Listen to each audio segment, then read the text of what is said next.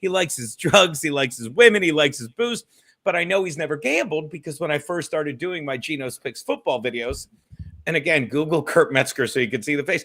I'm telling him like, well, I really like football. And of course I like comedy. So what I do is I'll talk about the game for 5 minutes, and whichever team I make fun of, I bet against them on the Vegas spread. And he looks at me and says, what do you do with all the money you win? And all you can do is you're like, right? Are you nuts? Here's what's so great about that, Briggs. So again, Geno's been doing this for years. He knows it's laughable. Laughable, the idea that he would make money. And there we are on the 4th of July, just sitting back, drinking, enjoying ourselves.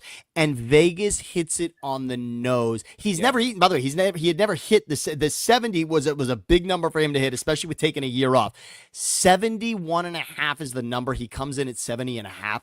I'm stunned by that, but it just goes to show you that's why none of us win. And we're here today to hopefully teach you a little bit something. But if we teach you anything, it's probably make strategic bets. Don't make more bets. Make the right bets. That's the one piece of advice we could give you.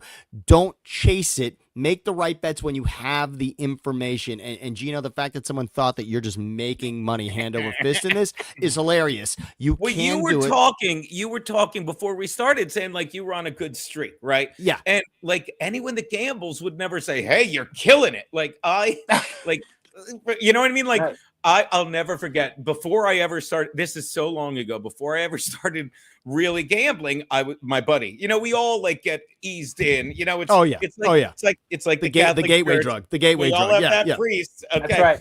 My buddy Christian, he's great, and we're watching the opening round of the NCAA tournament, and he bets on some 16 seed versus a 1 seed getting like 15 points, right? And they're down 25 the whole game. The end of the game, the team that's winning doesn't give a crap anymore, and they let them come back, and they get to within 13 points, right? They're only down 13. So the game's, there's 5 seconds left. I'll never forget, and he was mad because he was losing other bets. And there's 3 seconds left, and some kid, the 10th man from the team that's winning, the number 1 team, comes in, and I look at my buddy Christian, and I go, at least you covered this bet. And he looks at me, and as I said it, you can't make this up, the kid throws up a shot from half court, and he's not even looking at it because he knows he's looking at me like this. You owe me $330. That's right. What he said. And it just doesn't, nothing. And I knew the second he looked at me, that came up. I'm like, I can't, I still get, I'm like, because he didn't even look at the game. He's like, done. He knew it. And here's the thing, here's the hilarious part about this. So we've all been in sports production for many, many years. And the problem with that is now that gambling is legal from a sports standpoint, it makes all of us think for a moment that we're geniuses. And that's the problem. There's a whole world of people who have been in sports in some way, talking about sports, producing sports, and we all think because we're close to it that we're smart when it comes to gambling. Yes. And the problem is it makes you dangerously smart enough to waste and burn your money. Just set your money on fire because you think you know enough, but those margins are really, it's those small margins that Vegas understands that we don't. We understand wins and losses, which team might be better equipped for a championship, but when it comes to each night winning a game, that is fucking difficult. That is where the real experts, that's where the experts live. And Geno, you're the closest one. If we have an expert today, if we have an expert here today, it is you, and we will go there. So Brig, please. And how terrifying is that? So in that spirit, Sam, and I thank you. I love that hot dog eating contest. Just kidding. I can't stay. I think it's repulsive. I feel like it's like the lard-ass Logan scene from Stand By Me with ESPN mixed in. So, but just basing that, boom, bubba. Yes. But going on with that, with the element of that, July 4th is always about Major League Baseball as well, because it's the only sport that's going right now. We only have baseball after the NHL Stanley Cup Finals, after the NBA Finals, after the NFL Draft, we have baseball. And right now, it is the Dodgers and Ohtani, and it's almost exhausting how great he is. I just wonder specifically how fait accompli it is that he wins the MVP award and how fait accompli it is the Dodgers at least get back to the series. And I have something. If I'm betting right now, I'll let you guys both go because there's some Philadelphia in both of you. All right. But I feel it's feeling a little bit, Geno and Sam, like 2008 around Philadelphia with the Phillies, because I feel like it's their year. And if you look at how they traditionally rock out, Look at the division championship they won in 76, 77 before winning the series in 1980. And then 28 years later in 2008, they won the division in 6 and 7, climbing the ladder to the championship. I feel they've done it. I feel they're battle tested. And I feel Philadelphia is not the team I want to face in the National League or the American League going into the playoffs. But I feel it's undeniable that Ohtani is the MVP. What are the odds on the Phillies? And what are the odds on Ohtani winning the MVP again? Buckle up. Betesh, you go first. Okay, so I'm going to tee Geno up and give him time to think about this while I just wax poetically about Shohei. What I'm going to want to know from Geno is, because this is a second place conversation. So what I'm going to ask Geno is, what is the value pick in the National League for MVP? Because clearly Ohtani has won this. And let me just set this up. A couple of weeks ago, Shohei Ohtani pitches, remember, he was pitching one inning, then 2 innings. He had 2 starts now with 2 innings. But his second start of 1 inning, he goes out there, he pitches 1 inning, no runs, no hits, 2 strikeouts. He also hits a home run and a triple, scores 3 runs, drives in 5 runs. Tell me another player in the world who can give you a stat line like that. What Shohei is doing now that he actually is pitching for the Dodgers, forget about the fact that he's already been a Cy Young candidate with the Angels and, of course, won the MVP in the American League. He won the National League MVP, of course, last season because he had, in a year he didn't pitch, he had the greatest offensive season we've ever seen in Major League Baseball. 50-50, baby. Never been done before. So in his first season with his new team, which, by the way, he enters that new team with the scandal of the millions of dollars that his best friend stole from him. Now with this new gambling on sports, his new team, which, by the way, unlike his old team, actually has expectations of winning the World Series. And in that first season that they have him, and the expectations are that much higher, he leads them to that World Series victory, including the greatest, most special, and unique offensive season of all time, 50-50, and then follows it up this season, by the way, with 30 home runs already before the All-Star break, and he's actually pitching again. Geno, I don't know a world in which he's not going to win the MVP. Is it fait accompli? Brig, you said it. I only want to know who is the value, because it's clear Ohtani is the favorite. He should be the favorite. If you want to win 10 cents, I know you're going to have to lay a hell of a lot, but if not for that, is there anybody out there who could make a dent in this? I mean, go ahead, Geno. Short answer. You ready for this? No, not a chance. Done. Let me explain gambling, and I'll even go back to the hot dog eating contest. No one came within 15 dogs of that fucking guy, but they make the field so people will bet it. Yes. And if before you bet on anyone, you might as well bet on PCA. I was going to say Kyle Tucker. Kyle Tucker makes a dent, but that's it. He makes a dent because you said the word dent, Betesh. Yes. I'm taking the connotation. Pete, he makes a dent because of what the Cubs done, but just a dent. It's Ohtani's to lose, and it's almost boring. It's like 90s Bulls boring how good he is. So yes, I say Tucker makes a dent, but that's it. Sorry to cut you off, Geno, but the bartender does all the time. No, please, because no, they don't. But I know. Please, before you bet against Shohei Ohtani, but before you say, well, and the only reason I said your boy Petey Crow Armstrong is you're not going to win, but he's fun to watch. He's fun to watch. So at least you'll enjoy losing. Not that Ohtani is not, but before you bet against Shohei Ohtani, let me tell you something. He keeps breaking Babe Ruth's fucking records. What more do you need to know about this guy? He's so good. He's so fun to watch. He's so good for baseball. And the only reason you might have a problem with him is because LA is the new Yankees. They keep winning. And they'll be like, we signed Shohei Ohtani. You could have bought the space shuttle. Quit bragging. And Sam, I don't got to tell you, we got some money in Philly. We throw that money around. And the reason I like Philly this year is because I'm going to tell you that I don't know if you saw Sunday's game, but Zach Wheeler, thank you, Mets. I was going to say, dude.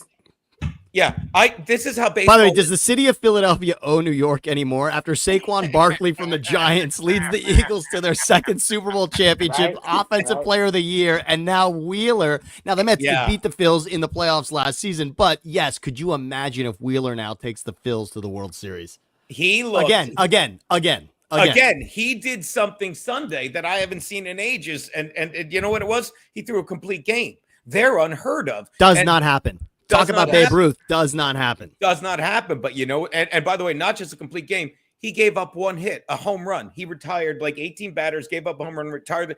But my point is, why I really like the Phillies? Because they don't have a lot of middle, like they have these guys with Sanchez, with Walker, who just came out, with Wheeler, who they go 7-8 innings, and middle relief. Whenever you in baseball, whenever you have these big contracts, you can't afford middle relievers, and then that ugly pitch count gets in the way. It's my second least favorite PC thing in the world. That wasn't bad. Write it down. And then and then you got a guy like Wheeler. You got a guy like I don't know why I just blacked out on your stud. Who's your stud pitcher? The Dodgers that stinks in the postseason. Why can't I think of his name? Clayton Kershaw. Who, by the way, don't worry, Geno. Don't worry. He only got his 3,000th strikeout last week, but he's not doing it right. Yeah, but they're just sitting with one foot on the dugout in the 7th inning, watching a 3-run lead go to the shitter, and that's why I really like the Phillies, because they're not bothering with these middle relievers. The other beauty of the Phillies here is that it's a realistic bet. See, if you're going to lay $100 on a World Series bet in fucking July, first of all, I'm not going to say you're insane, but if you're going to do it and the odds are +2 anything, +250, the Dodgers, you can't even find the Dodgers at +250, maybe after the Astros swept them potentially and then they lost another game.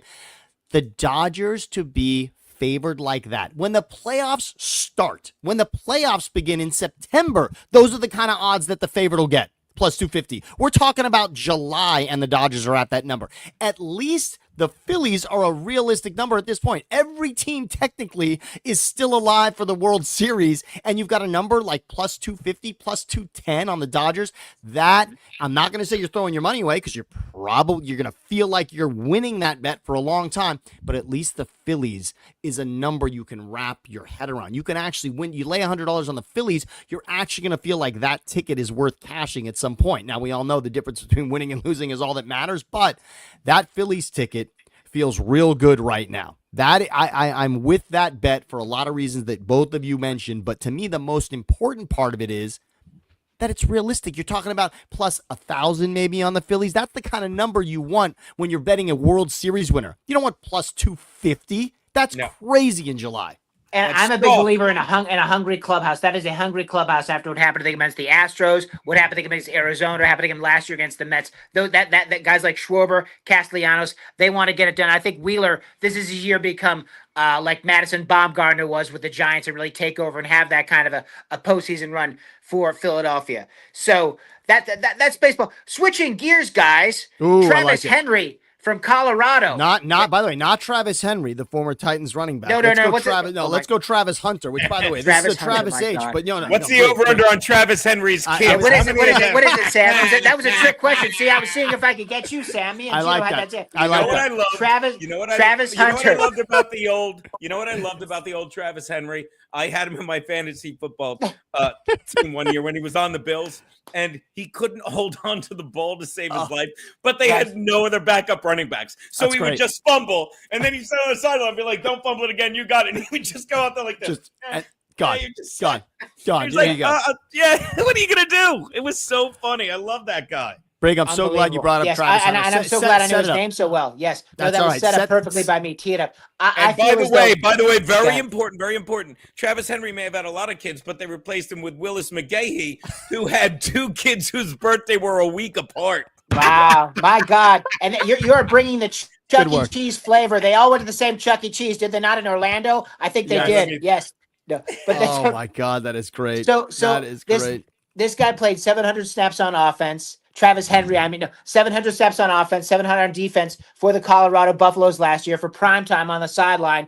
Now he's entering Jacksonville. I feel the fact that he's going to Jacksonville, which has really fallen off after that big playoff victory a couple of years ago. They had that big comeback with Trevor Lawrence, and it looked like they were climbing the ladder. Then they have – so I feel as though the franchise he's going to, that is going to be something you put on the program for the season. The season program is going to be him profiling in Jacksonville because of that lack of success the franchise. So I feel as though he's going to get a great opportunity. But here's the thing, you guys. We're both old enough, and Betesh and I talked about this. He teamed me up to – it's not like – we haven't seen this before, and who we've seen done it was Deion Sanders and Bo Jackson at the highest possible level in so many different ways. And so I think he can do it, but it's not like it's no big thing, but we've seen it before. And I feel as though this could be kind of the only thing in town, the only thing to watch Jacksonville for, other than maybe Trevor Lawrence coming back, So I feel it's the perfect situation, but isn't that sexy? To me, not really.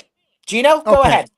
Yeah, Gino, I'd love to hear you on this. Obviously, this is not going to happen. The reason you do this is because you're the Jaguars, okay? And you need to sell tickets. Okay. Secondly, I will give, even though I don't like him, Travis Kelce said it perfectly. It's like all you have to do when he's on defense is run up and down the field and tire him out. And he's going to be on defense a lot. Do you want to know why? Because Lawrence and ATN Jr. look like they did back in college. Like college players. Their offense is terrible.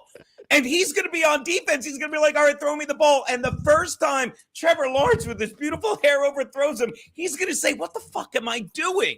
There's no way. I mean, and it's not college. Like, I get it. You played under Deion Sanders. You wanted to impress him. But that Colorado is a great story to get ratings for ESPN on weekends. But it doesn't translate to the NFL. Like, look at Shador driving around, and they said it. He shows up in a Rolls Royce. Like, you ready to work your ass off? No, I'm not. You ready to get killed in the pocket? Yes, I am. Yeah, Ready for a There's life no of brain damage? airbags. And yes, hiding your own Easter eggs when you're 25? Yes, you will. Yes, you will. They're going to knock your brains out, big boy. And you know what? I don't feel that sorry for you, Oh, my God. So this is what I love.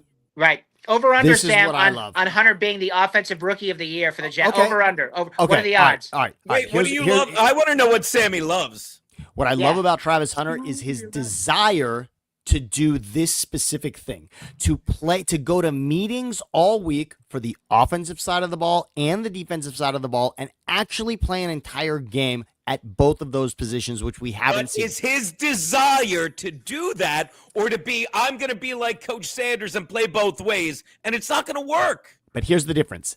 It did not happen. It did not happen for Deion over the course of an entire season. It did not happen for Charles Woodson, who won a Heisman largely on the back of the fact that he could do that. Peyton Manning. Yes, but think about this, Gino. Charles Woodson chose defense. Deion Sanders chose defense. That's what led to Hall of Fame careers for the two of them, not truly doing both. Travis Hunter will likely have to choose both, but the fact that he's going into this saying, no, I want to do what I did at Colorado here in Jacksonville, I love that as an experiment, and I love to see it. I also want to tip the cap to Brig for mentioning, we just were talking about Shohei Ohtani.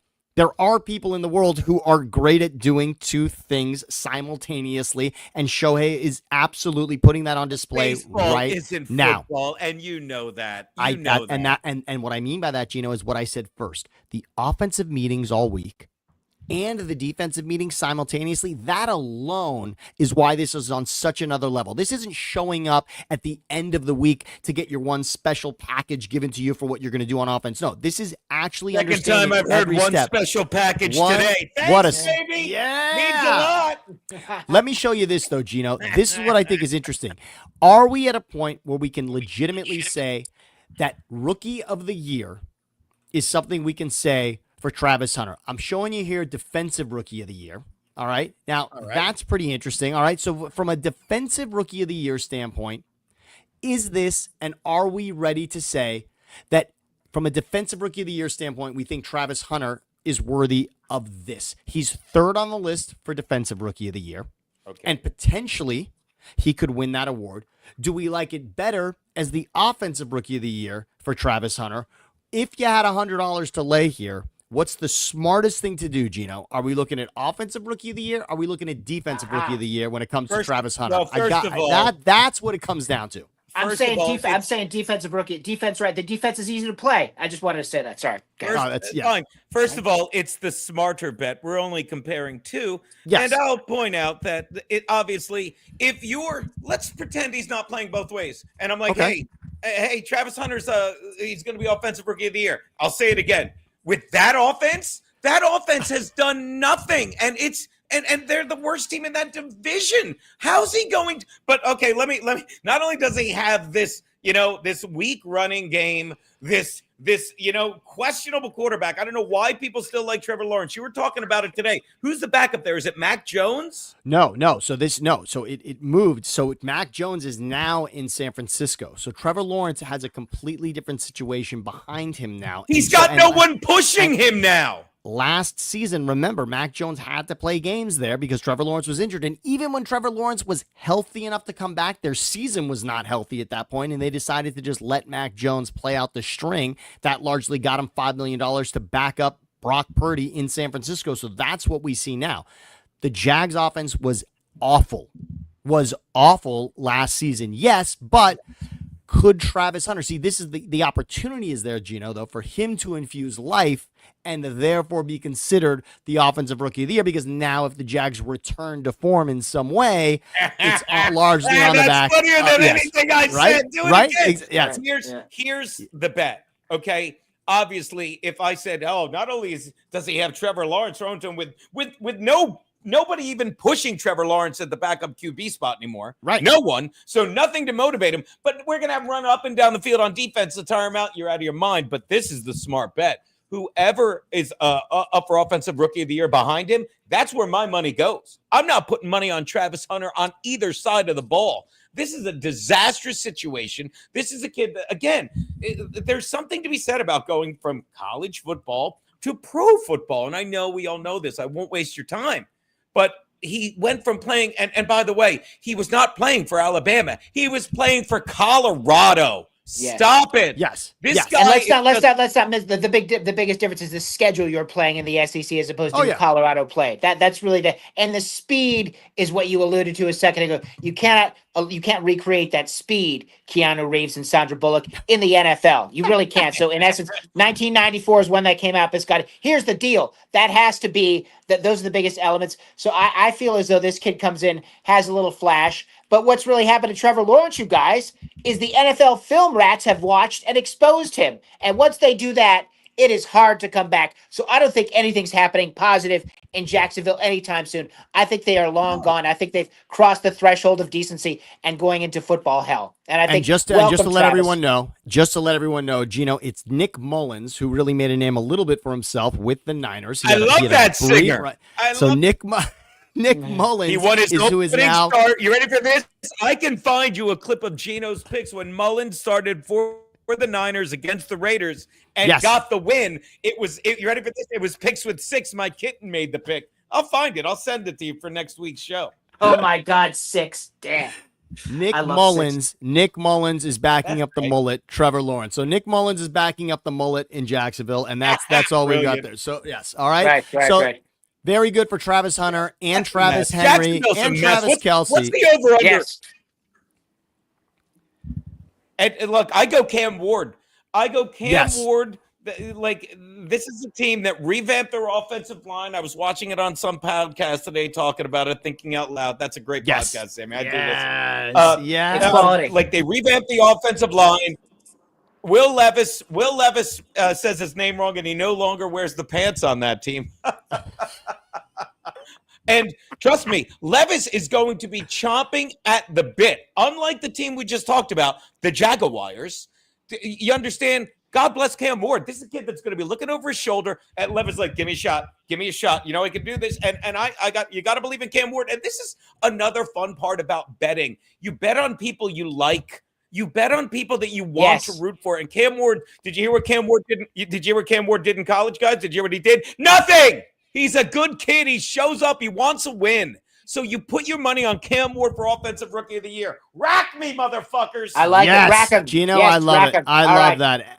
Yes. There you go, Keeping Geno. And with my pigskin. Yep. Yes, let's go. I was going to say my 100, I might put 50 on Offensive Rookie of the Year, 50 on Defensive Rookie of the Year on Travis and see what happens. Oh, it's always good to hedge your bets like that. That always wins. Let me tell you guys a smart bet. If you were thinking, if you don't have 50 points on each, do a 4-way parlay. By the way, I don't even call them legs in a parlay. You know what I call them? No. And this is another thing. Like, I never will put any of these betting apps on my phone. And I don't mean that in a I'm better No. than it kind of way. No, I no. mean, I'm a garbage person, and it'd be like Candy Crush, $1 here, $1 there. And how many times do you have friends who do this? My buddy Steve Conti, you know him, Brig. He was a producer. Lovely man. Yes. He loves betting $1.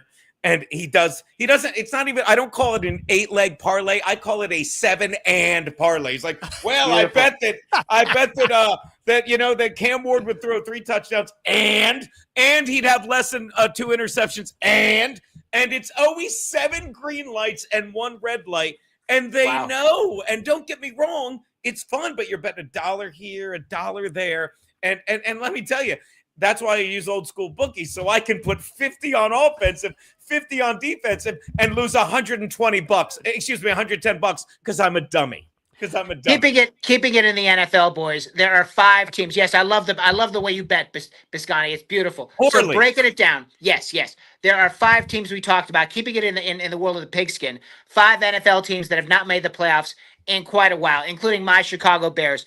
I'm going to profile and break some down as far as who do we like to come out and make the playoffs this year. We know the Bears got Ben Johnson of Detroit, the hottest coach possibly out there. Kind of comparison to in 2014 when the Cubs went and got Joe Madden from Tampa and went on to win the World Series 2 years later.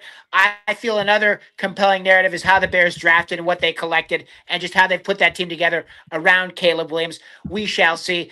Another story and a team I'm very excited about is Carolina. I think their quarterback, they let him come out and get his ass beat last year and kind of evolve and develop. I think they have a lot of room to grow. That division, that south of the NFC, is always a crapshoot. So I like Carolina going forward as an opportune team to make the playoffs. I think the Jets are kind of a mishmash, interesting story with Justin Fields involved in there. Aaron Rodgers going in there and turning that thing into your thing broke up. It sounded like you said mishmash instead of shit show. Yes, I did. I misheard you. It's a little bit of both. It's a little bit, but I feel as though how do they get worse? They're amazing because when you think they can't get worse, they're like, watch this. We got Justin Fields. And no, that's right. We're bringing back Joe Willie Namath and Kenny O'Brien. But the Jets are interesting because we'll see what he can do. Probably nothing. But I will tell you the team that is the joke. And this is Sam's parents met in this city, so I'm not trying to talk about where the romance happened to bring you into this world, Sammy. But the New Orleans Saints are circa 1985 bad. They have no quarterback, and they have just shot themselves in the foot with the inability to spend money and bring in talent. They spent so much money keeping Drew Brees there. That relevance has ended, and the team has just gone nowhere. So really, I feel New Orleans is nowhere. But I like the Bears to make the playoffs. I think Carolina has a good chance too. Guys, let's hear what you think. Sam, go ahead. Tell us about who breaks the cherry and making it back to the postseason in the NFL this January. Well, you said the Saints have been shooting themselves in the foot, even though Plaxico Burress is not one of their receivers. They are hoping that Chris Olave. They are hoping that Chris Olave makes a complete comeback. I just want to say one thing about the Saints. What we should be excited about the Saints for is only one thing, really. Kellen Moore. The last time we saw him, he's obviously celebrating on the sidelines with the Eagles, a Super Bowl championship in which his offense was historic throughout the season with what Saquon Barkley did, but leading this team with significantly less weapons than he had in Philadelphia, that will be a severe challenge. The most impressive thing about what we have on the screen right now is Geno and I are reading this break. The fact that the longest active playoff drought in the NFL, which also is showing how many years it's been since a team has made the playoffs. Here's what's amazing about this. The Saints, you said, are embarrassing. It's been 4 seasons since they've been there. Okay, interesting. The Colts, it's been 4 seasons. Oh, wow, the Falcons haven't been there in 7 seasons. That sounds terrible. The Jets have not been to the NFL playoffs in 14 seasons. It's also the longest active playoff drought across the NFL, the NBA, Major League Baseball, and the NHL. If you're a Jets fan, I don't know what to tell you. I don't know what to say, considering every conversation starts and ends with what you did in the postseason, and the Jets can't even enter that conversation for a decade and a half. I want to vomit in my mouth for anyone that really is a Jets fan. I'm a Chargers fan, and I'm that back page jinx, boys. The back page jinx when they beat the Patriots in New England. Remember that when they went in and beat them? Yes. When they had the franchise, and then they showed the Jets the back page. was Green. Can't Was wait. Green. Yep, Gotham yep. Green. Bart Scott. Yes. Bart Since Scott, then, can't wait. they ain't done a damn thing. And Buddy Ryan's chubby kid was in there making it happen, right? Rex. Yes. Waffle House Rex leading the charge. He was impressive, but nothing since then. That's when the second play, Tom Brady threw an interception against the Jets, and I knew that. But they went in New England, they won, and then they couldn't beat Indianapolis. But that's that was that back page jinx. I swear, like the Madden jinx, the back page jinx for the Jets is what did them in 2009. Unreal, isn't it? And that stupid Kelly Green. I love that. I love that, Brig. I have to know from Geno, though. We're talking about the Jets, the Falcons, the Panthers, the Bears, the Colts, and the Saints. One of these, now, first of all, my buddy Andrew Siciliano always likes to tell me this. Every season for the last 35 years, there have been at least 4 teams that missed the playoffs the previous season that make it the following season. One of these teams on this list is going to be in the playoffs this coming season. 2025 is going to welcome one of these teams here into the playoffs. You can almost, quote, bet on it. But really, truly, Geno, if you had to lay any cash down on one of these teams, is there one that looks poised to be a playoff team? Jets, Falcons, Panthers, Bears, Colts, Saints heading into 2025. You know my feelings on the Jets. I can't believe Done. they have fields. Done. Saw the quarterback room is an absolute disaster. The Carolina Panthers, Bryce Harper. Sorry, Philly guy. That's Bryce all right. Young, We still have that money laid on the Phillies, so we're good there. Yeah, we're good there. Yeah. Bryce Young, it's a coin toss with him. Okay. And if he goes and if he goes down or he goes south, and they go to Andy Dalton, the red rifle, then fans better get themselves a real rifle and end it because it's over. Okay, I hate to tell you, Brig, the Bears, I still can't get past whatever your boy Caleb did Thanksgiving Day. I still don't. Oh my God. I've seen Tom Brady scored 2 touchdowns in the amount of time he killed on that last play.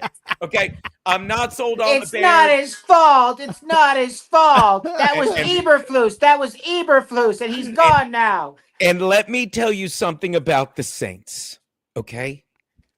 Their head coach, as a Charger fan, a long-suffering Charger fan, okay? Kellen Moore, who he won a Super Bowl with the Eagles. You know what Kellen Moore did? You know what Kellen Moore did to win a Super Bowl? He did what NFL wives do every Sunday. He stayed out of the way. Do you understand? And then he goes, as God is my witness. Then he goes to New Orleans, and who's the defensive coordinator? Shut the hell up, I'll tell you, because I told you all last year, your beloved Niners, Sammy Betesh, I said at the beginning of the season, they took I can't even say his name. I'm in a battered Brandon. Say it for me. Brandon Staley became an Brandon assistant head coach, which is where you hide untalented people. Can you name the last assistant head coach? It was, you know what it was? And I love him, former Charger, Eric Sleeping with Bieniemy, who sat there and held a clipboard for Andy Reid. And they're like, oh, why didn't he get a job? They're like, okay. And finally, they send him to D.C. on the Redskins, nay, the football team, nay, the Commanders. And where is he a year later? The UCLA assistant head coach. And when Brandon Staley went to your Niners, I said, you can check it. The day it happened, as God is my witness, it's on in hot water. I said, he's going to ruin that team. And they're like, well, you know, they had injuries to McCaffrey and Debo, the other guy, went down.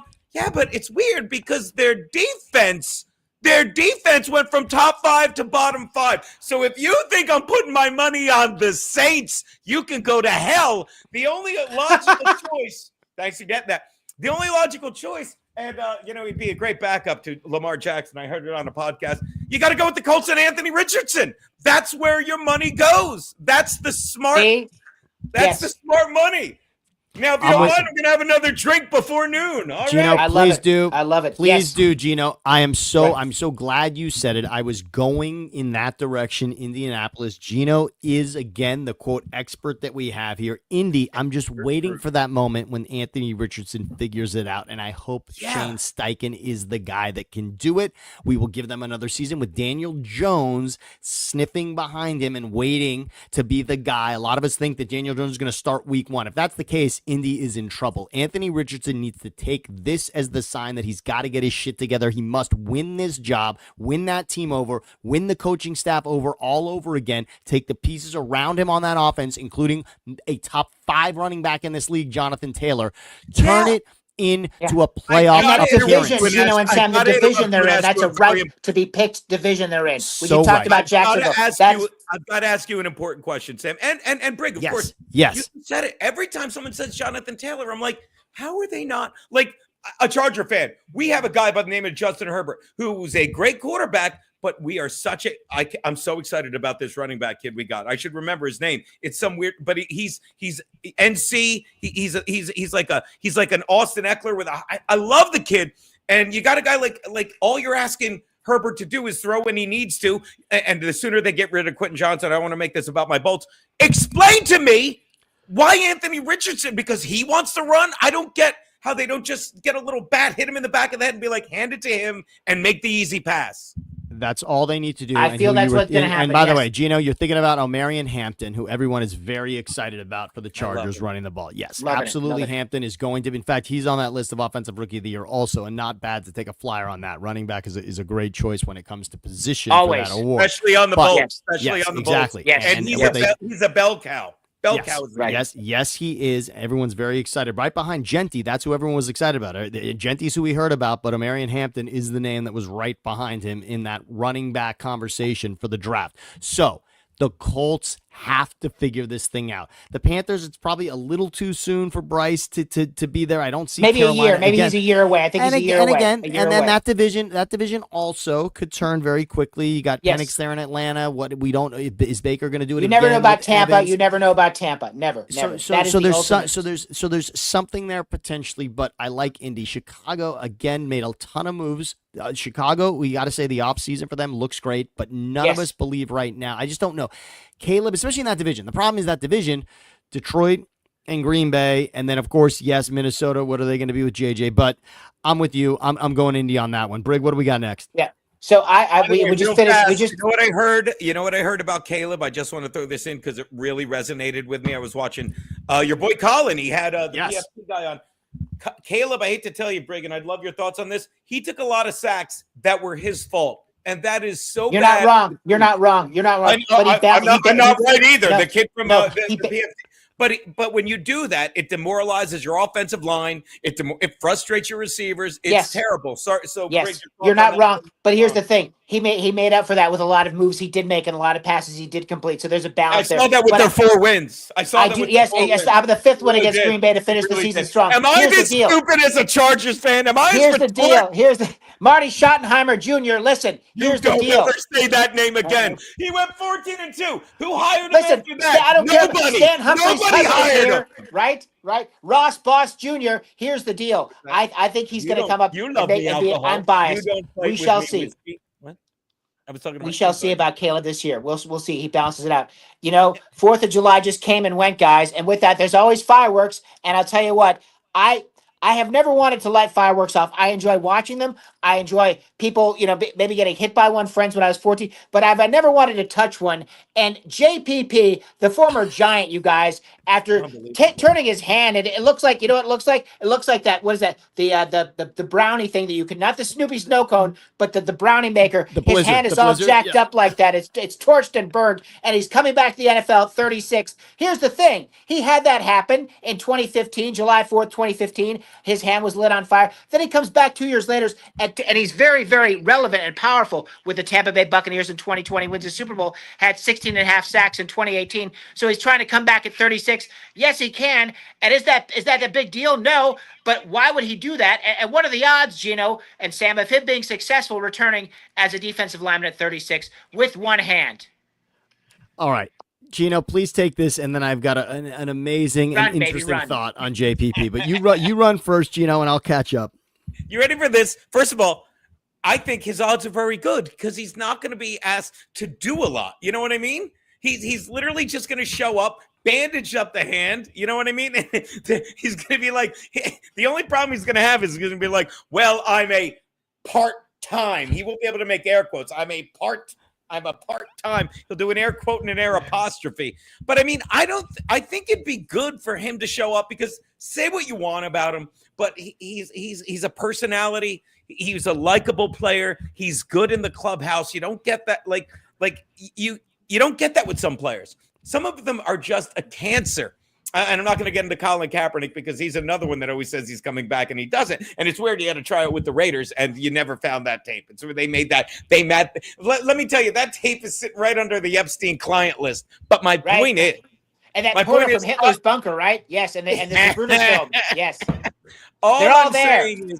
There are certain bets that you make because you're sure of it, and then there are certain bets you make where you're like, "Come on, I want to be a part of this." You know what I mean? And I would bet on him if there's I would bet on him making it. I'd bet on him playing a couple games. Give me the over/under on games or starts or tackles or sacks. There you go. You know what I mean? And a serviceable third down rusher, a serviceable third. You know what I mean? He can come in and fill that the way Julius Peppers did in multiple cities. Brings me to one more important point about gambling that I was touching on. You get it. Like, there are certain bets you make where you're sure of yourself and you laugh at yourself, but there are other bets where you go like, Sammy, Brig, I put money on old 7.5 fingers to get 6 sacks. And if he doesn't get it, you're not gonna be like, God damn it. You're gonna be like, God damn it. You know what I mean? Because you're rooting for him. It was fun to throw the money. It was fun to watch the money burn, baby. Right? Yes, Riverboat, gambling, Bisconte. Yes. I want to make only one bet. There's only one bet I'm willing to make. The bet I want to take on JPP is really, I would say, under 10 fingers. Oh my God. There it is. Oh my God. Under 10. That looks like some kind of, is that from a Dungeons and Dragons cartoon? Or it looks like the side of a carnival. Is that the side of a carnival ride at the state fair? So the year, Betesh.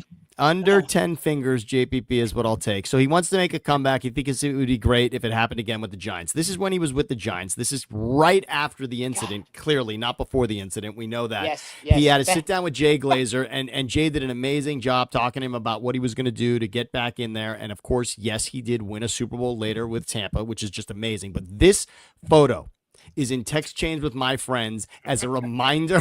Are they mad at you? Are they mad at you? I would never send you that. Yes. Do not, kids, hold on to a firework. Never. Never. By the way, that's the after. That is after surgery. Okay, this isn't Good seconds God. after. This is not seconds after the incident. Romance with a Roman candle. That is romance with a Roman. My God. So, Geno, you've seen plenty of guys with the Q-tip hand, right? Plenty of guys on the offensive or defensive line with that Q-tip hand. Nothing will ever be this though. Jason Pierre-Paul's hand is it really, frankly. I mean, just give me 5. The definition of fist pound is now whatever JPP does with that hand when he meets somebody. That's it. Beautiful. You know what's hilarious? You just said this is after, and you just like imagine the doctor's like, "Don't worry, we fixed it," and you unwrap, you're like, "Ah!" And the doctor's like, "This it's so pretty." He's got a drink in his hand. He's like, "No need to thank me, JP." No, right. You know when you hear right? Surgery's been a success. That's always the story that comes out, right? Oh, he underwent successful surgery. Where do we rank this? Where do we rank your hand? It looks like Perm Ditka. You remember Perm Ditka? Mike Ditka with a perm in 1982. That's what it looks like. Here's your Perm Ditka from Hallis Hall to you, the Hallis Hall Barbershop. That's the Trevor Lawrence of successful surgeries. Okay. Ask Jason Pierre-Paul's left hand if it was a successful surgery on the right hand. Just my God. Holy cow. Gentlemen, oh my God! Yes, okay, yes. That is. I mean, just for everybody, really, and just one more before we go. I just have to ask Geno because look, we're so close to New York here, and we have actually we've said a lot about New York today that I'm sure they would love to forget. But I have to ask this because the Knicks just did something unbelievable. Now, Geno and I both. I wouldn't say we like watching the Sixers. Someone told us a long time ago that we should root for the Sixers. That's obviously clearly generational. Faux. It hasn't been fresh. It's faux. I grew up with that, so I love them, you know? Yeah. But it's hard now. So we have sat through Trust the Process. Joel Embiid, who, by the way, give Joel Embiid credit for one thing. He did win the MVP. I love that. But if the Sixers have taught us anything, it's that making it to the Eastern Conference Finals is difficult, Geno. As you know, I tell everyone in Philadelphia when the second round of the playoffs start, welcome to the NBA Finals. Because in Philly, the last round of the playoffs every year is the second. Always. If you're lucky enough to make it there, if you get to the second round, that's where it ends. They won't throw you a parade, but that's where it ends in Philadelphia. So making it to the Eastern Conference Finals is an accomplishment. And what did the Knicks just do? They went to the Eastern Conference Finals against the Pacers in 6 games. Yeah. And so what did they do to reward their head coach with making it to the Eastern Conference Finals? By the way, a team that hadn't been to the Eastern Conference Finals since 1999. Yes. Wow. So what do they do for their first trip to the Eastern Conference Finals? And he's a good coach. That's a coach with a good resume. A good coach. What do they do to a good coach? So what did his new contract look like, Geno? What is his new contract? They fired Tom Thibodeau. I have it right here. Yes. I have it right here. They fired Tom Thibodeau to get now again. Who did they hire? Oh, they must have. What did they hire? Mike Malone, who's one. No. They get Phil Jackson. Phil Jackson out of retirement. Right? Yeah, exactly. Phil Jackson, and they already tried the Phil Jackson thing and fucked that up in New York also. But okay, so they hire Mike Brown. And by the way, I have no issue with Mike Brown. I hope Mike Brown does what they want him to. But the idea that they would roll the dice and fire Tom Thibodeau, that means only one thing, Geno. This is only a success if the Knicks are in the NBA Finals next season. And my question to you is simply this. What is a good bet next season? Either if you want to tell me what's a good bet on the Knicks or what's a good bet for an NBA champion for next season, because this was an unlikely champion this season, so maybe we've got another one next season. And what are the chances that the Knicks are in that NBA Finals? Okay, I'm going to start with the chances the Knicks are in the NBA Finals. Wait, I've got it written right here. Oh, it's on that contract. Because, and watch this, I'll tie this into, in a way, Brandon Staley, because when the Chargers played the Raiders and Rick Bisaccia, after that Gruden stuff, got them basically to what was a playoff game, Week 17, and Brandon Staley went tits up, and Bisaccia won. I don't care. And they fired him. They fired him to bring in that idiot from the guy that ruined Kiffin, who I have no problem with on Tennessee and stuff, and Ole Miss, but you lose the locker room, and to fire Thibodeau because half the players like he works us too hard. You're in the Eastern Conference Finals. All right. Well, those guys are like, see, we got what we want, so they're not going to play hard. And the guys, this is the Raider thing. It's like the guys like he got us here, and this is the reward we get. Why am I playing for this team? There's no way. I don't know what the line is, but there's no way I would say this is a good bet when you've destroyed the locker room. Change doesn't come from the head coach in the NBA. It comes from the front office. Like you saw it with Riley when he was head coach in front office with the Heat. Yes. And you saw it in New York when you just said it. He's like, oh, I'll coach it. Phil, it's like, I'll coach the team. I'll take all your money. He didn't give a shit. And they went tits up. So you're not betting on them. You know what I mean? This is like, it's easy money again. Like I'm going with the I don't even know, like the Thunder again. Like I like the Thunder. They have so much. I think Pacers are a callback. Halliburton's out for Boston's the year. Good. Halliburton's done. Yes. That's what's interesting, Geno. I thought maybe is there a path for the Knicks now? Because again, the path for the Knicks was through the fact that Jason Tatum wasn't healthy. Now you got Halliburton's not healthy, so maybe there's a shot. But here's what you said. You nailed it. The Knicks players were upset because Thibodeau worked them too hard. He made us work an extra month. We're not used to playing this. We're not used to playing an extra month. I didn't even think of it that way. He made us play. It's the middle of June. He made us play 15 extra games. We're not used to that. First round, maybe. What is this second and third round? It's ridiculous. Unbelievable. You're right. God. I had to get that off my chest. I'm so glad you were here to back me up, Geno. Brig, amazing job. The triple Bs, Betesh, Brig, and Bisconte. I mean, that was beautiful. You better believe it. That's for sure. Brig, take us away here. That is amazing. Is Brig? Look at that. Brig is just frozen in time. Brig is frozen in time. He's so excited by what we did. Brig, there's not a better goodbye. We will save this for all time. This is funnier than anything I've said. This is the. No, let's wait for him. Here we go. Like, what's hilarious right now? He's losing his mind. He's like, come on. Look, nothing better than this, Geno. If we were to have a mediator, if I could choose a mediator in the world, it would be exactly this. Just what is it about him? I love this guy. He's insane. I love him. Geno, we will do this again. I love it for the triple Bs. This has been amazing. Better believe it. This is where you learn how to bet. Not necessarily how to make money, but how to bet. This is how you learn how to talk about betting. How to enjoy it. And this is how to enjoy betting. Exactly. Don't bet too much. Bet what you've got and make strategic bets. Don't chase old bets. That's it. Exactly, right? Oh, my God. Oh, my God. Geno.